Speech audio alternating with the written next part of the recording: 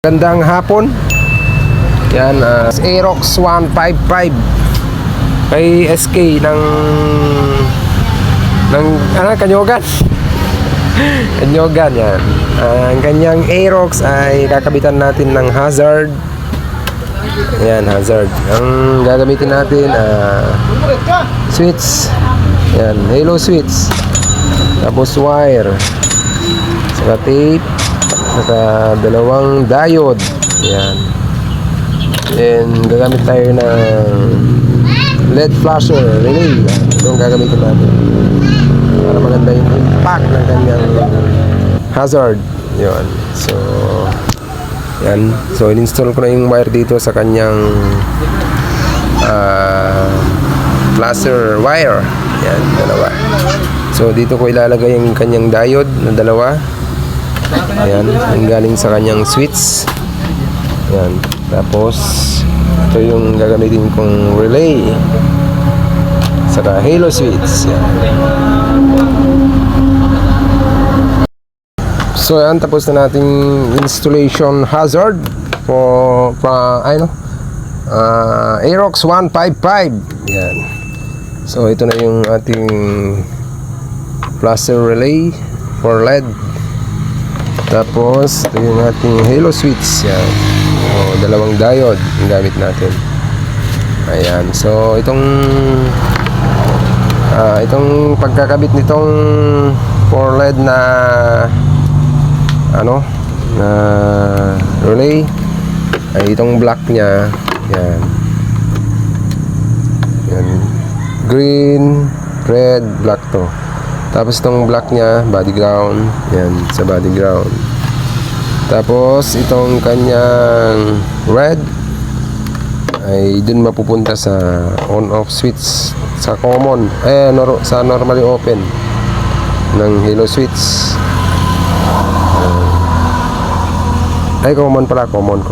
Ito yung common nya, yung galing ng supply. Tapos yung normally open naman nya, itong white. Ayan.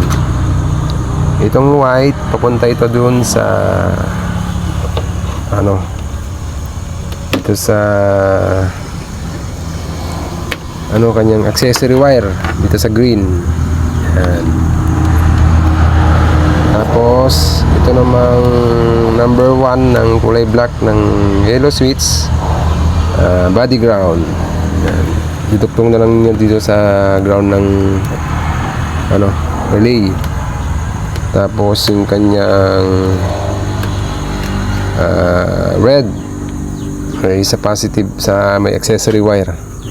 Diyan siya connect para pag susi mo nga pare ko, ilaw siya. Ayan. Ayan, ilaw siya. Tapos open. Ayan. Ayan na yung kanyang hazard. Kanyang hazard. Yun yan. Kasi pogi na ng may-ari ang motor niya. Yan. Yes. Yan. Bali itong lalabas dito na green sa may flasher relay natin. Dito natin kakabit yung diode.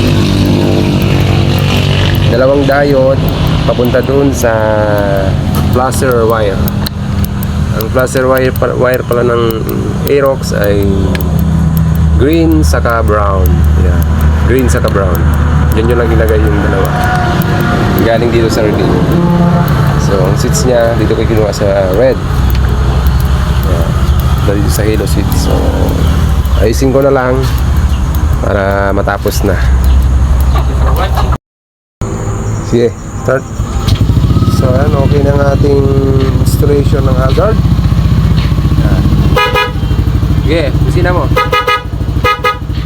Kinabitan ko rin siya ng busina sabay sa ilaw. Yung hazard, okay na. So ito yung switch nya. Ito ko siya nilagay.